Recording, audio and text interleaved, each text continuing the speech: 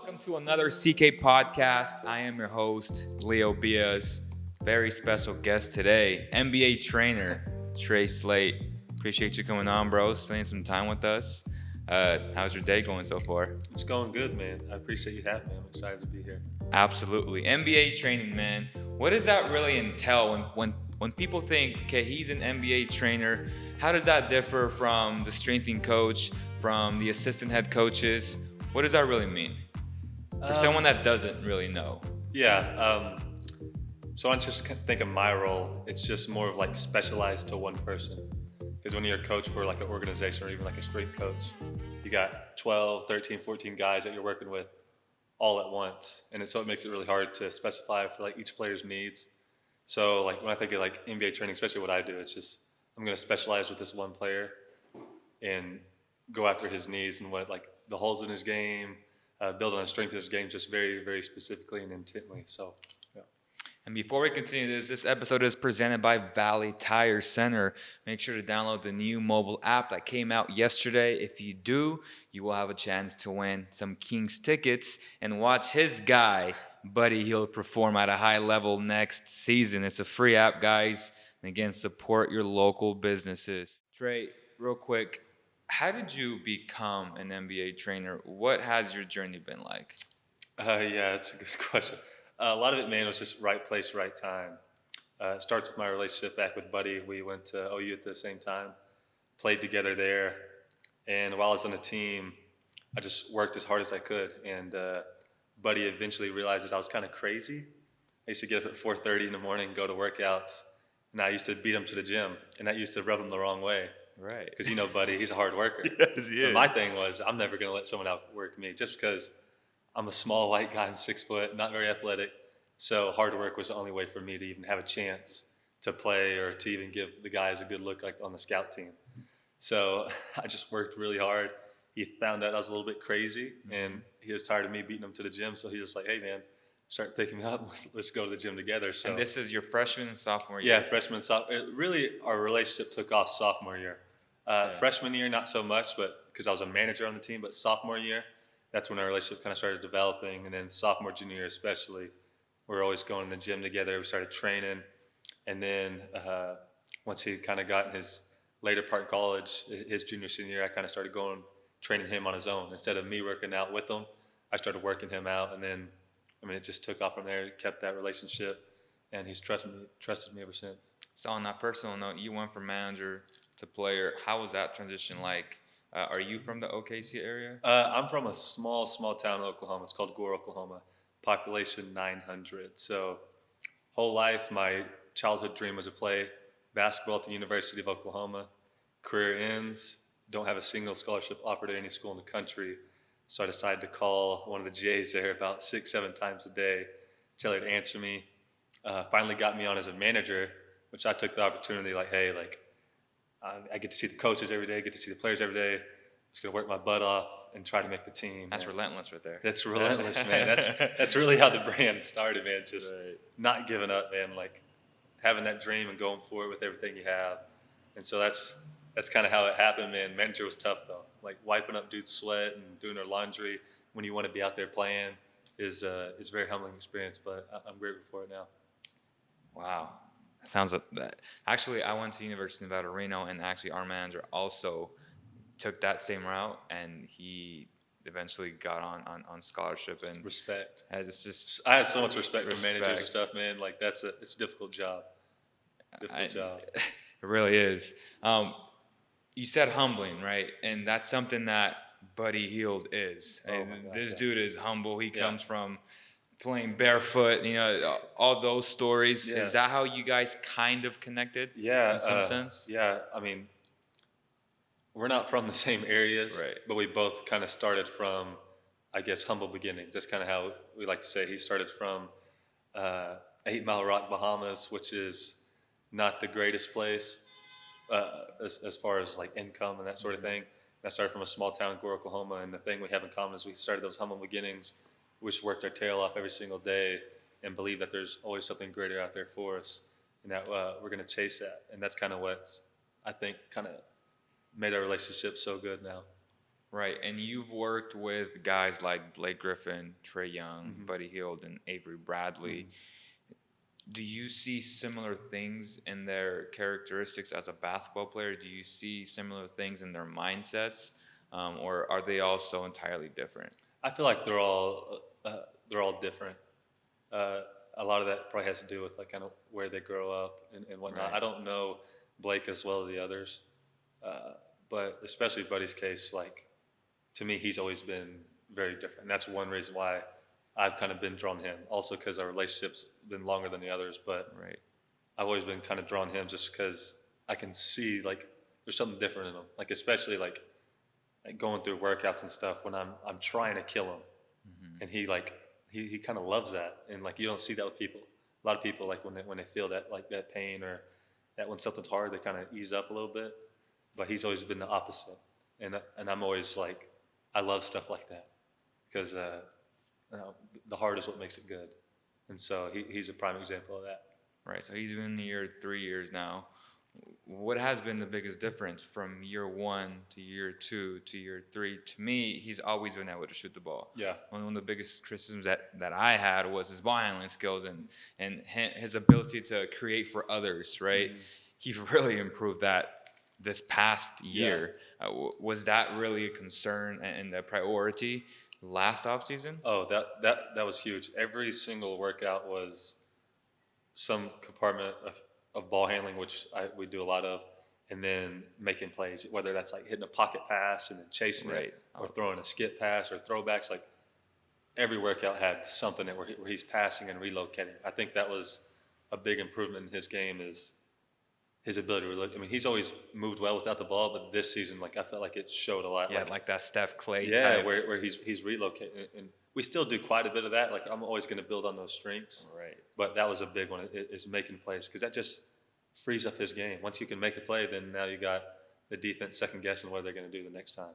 So I feel like it opened up a lot of his game. And that's the thing, right? That we saw yesterday with Steph and Clay, and even in the Western Conference Finals, they just know how to relocate, and they just never stop moving. I play a lot of pickleball almost every single day. You see a bunch of bad habits. People just want to just jack up 3-pointers, never set a screen. I mean, it's awful if you know how to play the game. Like, you know, the way you understand it, the way I understand it. It's just frustrating from that standpoint. It's like, dude, are they not teaching these kids fundamentals at an early stage? You being an NBA trainer and just being around this type of environment? Yeah, I don't know. I feel like the game is kind of changing, and a lot of high school coaches and even some kind of college coaches are kind of reluctant to let it go that way. They're still thinking the mid-range shot, which now, like with analytics and stuff, it's like mid-range is the worst shot in basketball. Yes, it is. It's all threes and layups, basically. Right. That's what the analytics say. Yeah, absolutely. So, but yeah, like when I work with kids, man, I'm always trying to tell them like pass, relocate. I'm like, do you guys watch NBA? Like Steph, Clay, Buddy, like they pass and they relocate because as soon as you pass, your dude relaxes for a split second, and then that's all it takes. You relocate, and especially if you have like with Golden State, like their bigs are so good at screening. Like when they when they pass it and they're moving, a big coming to screen. Like Draymond, those guys are just like Looney's so good really good at that. Looney's really good at it. Bell's really good at it. I mean, like that's something that they teach though. And I think that's something the Kings will incorporate a little bit this year, just because how effective that is for Golden State. You know, so yeah, like you said, as soon as you get the ball, you pass it, and the first thing for a lot of players is you just stay there. If you cut, it's literally wide open every single time. Yeah. Like it's insane. Yeah. So yesterday, game one of the NBA Finals, what was your biggest takeaway? Warriors need KD back. They got to make Kawhi work defensively. Okay. That was one of my biggest things I see is that they're doing a really good job trying to get the ball out of his hands.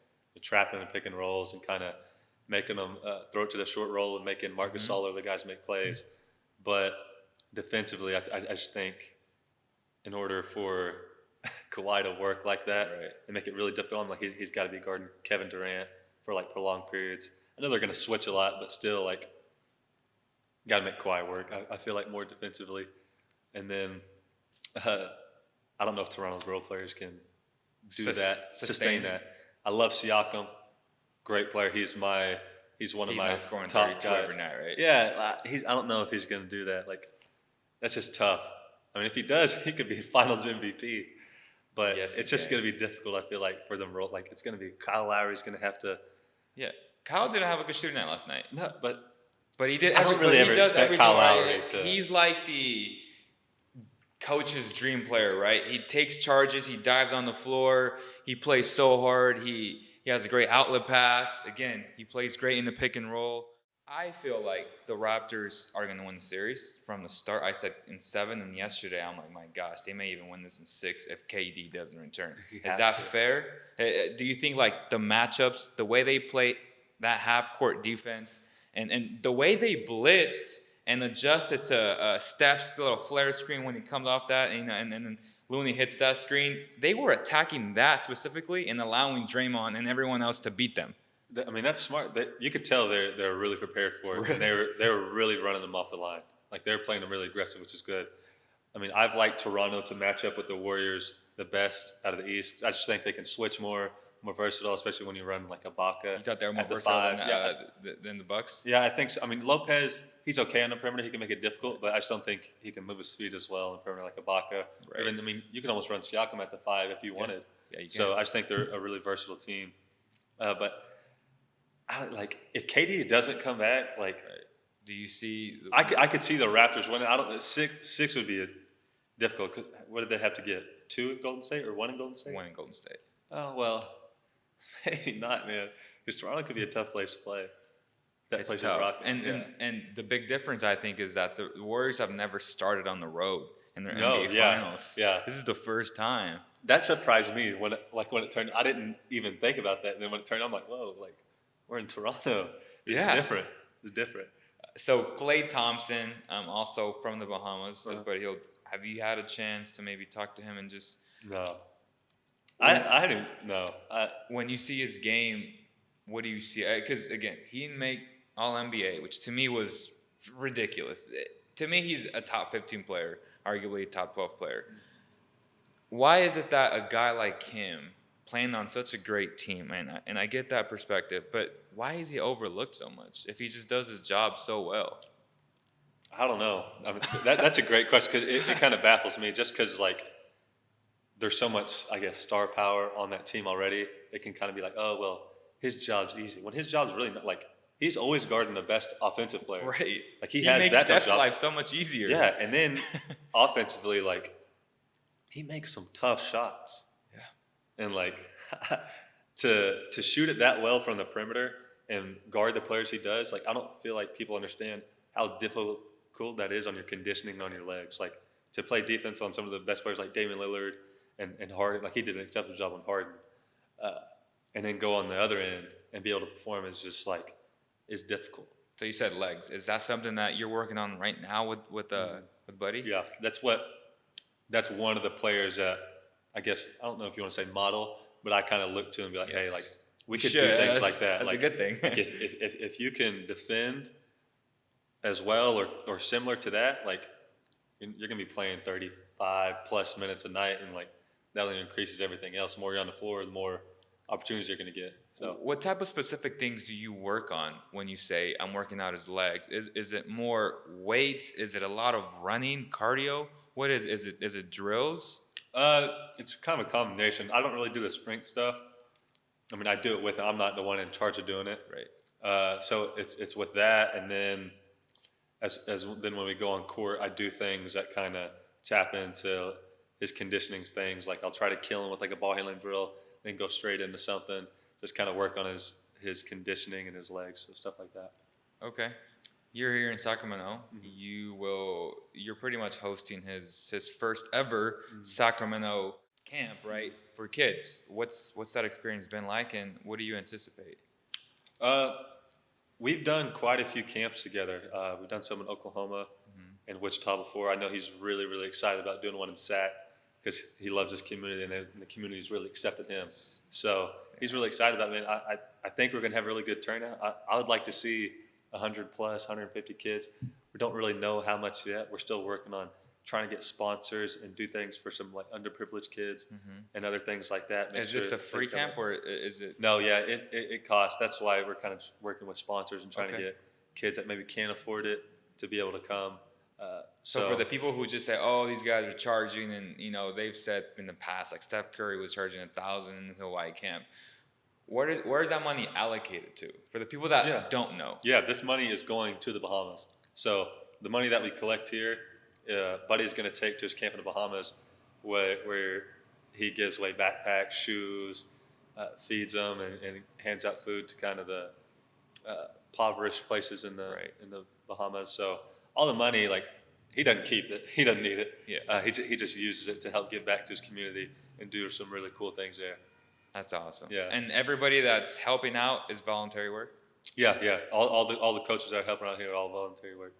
Okay. Going back a little bit back to being an NBA trainer, what specific drills for people that don't know the game from an X and O standpoint do you try to work on? Are there names to those type of drills that maybe people like myself can just improve my game, and people that are just working, hard at this game can do?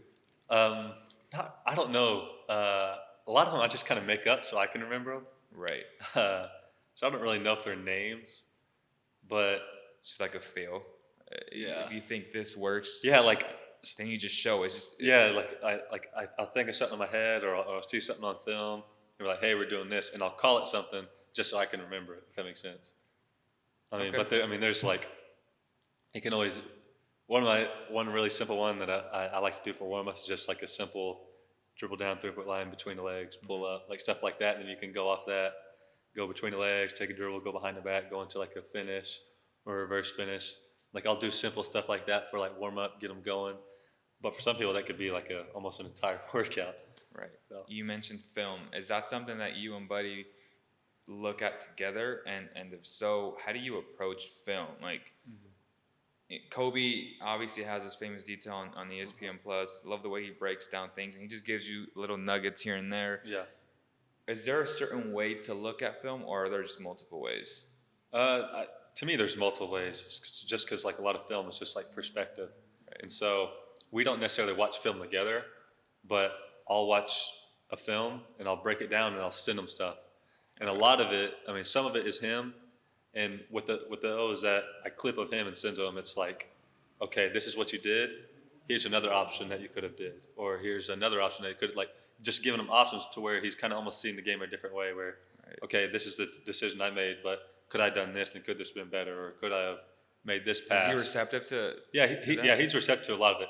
He's actually kind of a stubborn individual. Okay, right. Because I'm talking to him, I'm like, you know what I mean? So I'm glad that he could be stubborn, but like with film, a lot of it's just kind of perception stuff. And then, of course, I send him stuff of other people, things that they do well. Like, hey, like he does this well. Like, we're going to work on this today in our skill session. Like, he's doing this finish and it's hitting high up off the glass, like over the help side defense going to block it. Like, we need to work on those touch finishes. So different things like that. Stuff of him where I'm like, hey, this is the option you could have did. And then also stuff of other people where I'm like, they do this well, like we need to do that more. Like, find the way to put this into your game. Right. Quick question on James Harden. This is a hot debate, right? No one questions his greatness, but it's more of how he plays and how he draws fouls, right? It's a little bit, he manipulates the referees, and it's not his fault because he's only taking advantage of the rules, right? That's how the rules are stated. Do you guys ever talk about that between you guys and be like, hey, maybe we should try this and try to get more free throws, because at the end of the day, that's the highest percentage shot, which is a free throw. Yeah, of course. And I feel like if you don't, as a trainer, then I don't see why you wouldn't as a trainer. Like, why wouldn't you try to find a way to get to the free throw line? Like, it's in the rule book. Like, to me, James Harden has mastered the art of drawing fouls. Right. So, would you say the art of manipulation? Whatever you want to call it, art of manipulation, art of drawing fouls. Within the rules. It gets to the free throw line, it's illegal, and like people can hate all they want, but like, I mean, he won the MVP last year. Right. But recently against the Warriors, we saw a lot of instances where he would kick out his legs. The whole idea of my thing is like, bro, if he keeps doing that, he can potentially get hurt and just roll his ankle. Yeah. Like, is there a limit to that? Like, should the defender have a right to be in his space? Yeah, sometimes it can go a little too far. Right. We don't ever, like, the things that me and Buddy and I have discussed haven't went to that level. Like, not really like on jump shots like that or trying to do things like that. It's more of like when I'm going to the basket, trying to initiate contact or do things with your hands. Well, there's hands here, like swinging the ball through it. But with that, that's a little different. Like I could see how you could roll an ankle and stuff, like risky a little bit. Do you see the rules potentially changing? Yeah, I mean, it's supposed to. I thought it's already supposed to be offensive foul if you kick your legs. In the rule book, it's stated like that. It's such a bang call though. Like that's a. He's so good at it. Yeah, I mean, it almost looked like his natural shot, but like you can tell his legs are just coming a little more forward. I feel like you want to be under control, balance. I think the two main things are balance and your follow through. A lot of people start their shot different, but if you have good balance or are controlled, you can be balanced and be fading away because you can be under control. Right. Like, like Kobe Bryant fade away. Like, yeah, he's fading away, but he's still under control. It's not like in complete unbalanced shots where he doesn't have control of his legs or lower body, but he can shoot those type of shots. I think the thing with Harden that he does so well and like how he draws fouls shooting his jump shot is that he finishes his shot every time. A lot of players, when they see a contest happening, they shorten the release and pull it back, and that way the hand is still there, but when he'll follow through and hold it and let their hand come into his hand. That's interesting. Is that something that you guys are talking about right now? That's something we have talked about, but that is like, that's really difficult. Like, I don't know if like, it just takes a lot of mindfulness and a lot of repetition because your natural instinct is when someone's closing it hard, is a quicken and release to shorten it and pull it back. Right. But he does such a good job of holding it and allowing that hand to hit it, and then he'll draw that foul. What do you expect from Buddy Hield in this upcoming season in terms of just overall stats? Do you see a bigger year from Buddy Hield? I always expect a bigger year, especially because how much work he puts in day day out, and then especially this last year, man, I feel like he just really found himself, like really kind of found his niche in his game and really got like comfortable, and knows what he's capable of. Before, we always kind of said like, hey, like 20 points, like I think you could do that. But now that he's actually done that, and I just feel like that built a lot of confidence in him. And I know this is the most confident he's been going to an off season. So, and I'm really excited for the stuff that Luke does and how they're going to use Buddy, or how I anticipate them using Buddy. So I think it's going to be a really, really big year for him. Hopefully try to get on an all-star team soon, which would be nice. Last question. I've been very high and open about a dream free agent coming to SAC, and to me that'd be Klay Thompson. Do you feel like if Klay would be, the NBA is positionless, but Buddy Hield, De'Aaron Fox, Klay Thompson, do you think that would affect Buddy, or would that really help him? I think it would help him, man. Just like all that shooting on the floor, space it out. I mean, you almost turn into somewhat of the Warriors. Like Klay only adds to Steph. Like kind of without each other, they're not the same. Because there's always that fan that says, well, he's just going to take away from Buddy. And I'm like, he's going to open up his game. Yeah, he's going to open up, because then it opens up the floor. Like it's going to open up more penetration pitch and all that. So I would love to see it. I think it'd be fun to watch. Kings would for sure be a top 5 team. Oh, a top 5 team. And it'd be fun to watch. And defensively, do you see Buddy taking that next step? I know last year he played so hard on defense. Obviously, the analytics are that the Kings as a whole were just terrible, right? Their perimeter defense or guards allow too much penetration. But do you see that next step in Buddy's game? Yeah, we're definitely trying to take a step in that direction defensive. He's a competitor. He doesn't like people scoring on him. So we're taking steps. We're going to start getting into the defensive stuff and agilities and some different things like that here in a little bit, once we kind of get more into our off season. Give his legs just a little rest before we kind of start really going at it. But yeah, we definitely want to take a step there. So defense is obviously effort, right? Is there something else to it besides awareness? Like, how do you become a better defender? Yeah, I mean, there's a lot of things. Awareness, effort. A lot of really good defenders have great anticipation, where they're going to go in their initial move. Do you see that in Buddy's game? The anticipation. See, I think that's kind of what lacks just a little bit. But I mean, with film and stuff, you can help, and just learning players' tendencies. You can anticipate what they're going to do, and then just having like active hands and anticipating where people are going to pick the ball up. A lot of good defenders see, like, when they're driving, like, guys are driving in and pick the ball up, they'll get a hand on it. Like, Kyle Lowry's really good at that. Great anticipation of where guys pick up the ball, things like that. And then also just changing direction laterally, which is something that we're going to work on for sure. And is that more those type of drills where you just go lateral drills, or how do you work on that? Yeah, so it's lateral base, but then for me, I'm going to add like perception components as far as. You ever like blindfold him and be like, no, with yes. with lights where like certain things make them do us like. Right. I don't want to give away too much because that's kind of a secret sauce, but it's just kind of perception based where something will have an action assigned to it, and he's got to like go that way. That way, it's kind of mimicking like in a game. Like if somebody does something, you got to see it, think about it, and like respond to it quick. So just increasing his visual processing ability, really. Okay, so tell people about your website. Can anyone pay for your services, or is it just NBA players? Oh no, yeah. So I have two websites. One online training program is relentlessfam.com, and that has a ton of drills on it, 11 step-by-step lessons, a lot of film breakdowns on it. It's really neat. It was really fun for me to make. Just something that I always wanted to do, find a way to give back to a lot of players and give them a great resource to become the player they want to be. Right. So that was really neat for me. How much is that service? That one's $49.99 right now. It's actually on sale, but And that's for everything. all your you stuff. get everything. Okay. Yeah, which is a whole lot of stuff. It's like Right. 200 drills. Yeah, it's a lot of stuff. It's $49.99 right now.